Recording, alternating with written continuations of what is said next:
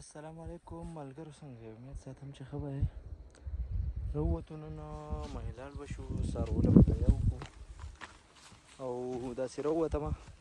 لور مې راواغسته او څادر مې راواغسته.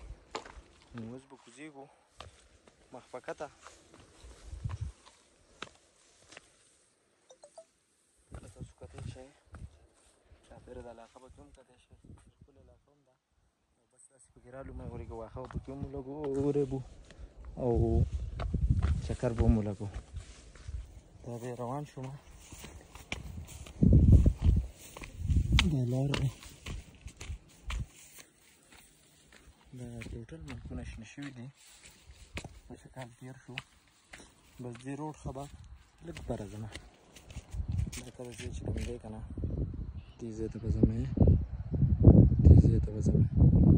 دا ورته لار ده، مخ په کته نیغه موړه ده، نو سړي ته پکې پته نه لګي دا ځای په لنډو دی یا په اوږدو دی بلکل. نو ورپسې کلیپونه به راسره هم شیر کوم چې دې موړې راله څه پوزیشن جوړ کړو.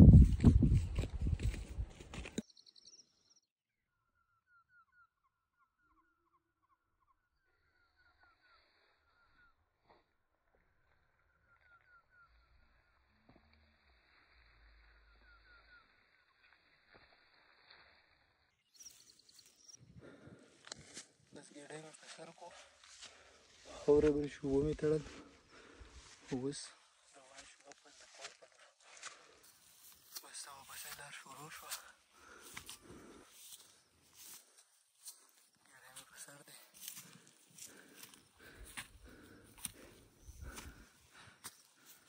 دا ټیم میږیا په سر ده او روان یم. دا تاسو لیدلی شئ. بلکې پوزیشن یې رالم ګډوډ کړی دی، ځکه چې ټوله مخ په بره موړه ده. ډېر ستړی کړمه، جو دمه مې ورته وکړه. زمانه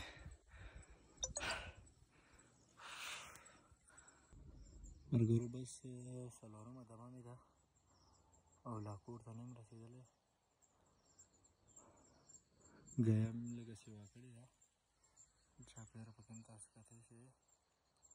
د غرونو علاقه ده، ډېر ښایسته لوکیشن هم دی. او بل زما پوزیشن ته کتی شئ، بیخي خراب کړی ما. بس راورسېدمه او که ویډیو مو خوښ شوي نو چینل سره ضرور سبسکرایب کړئ.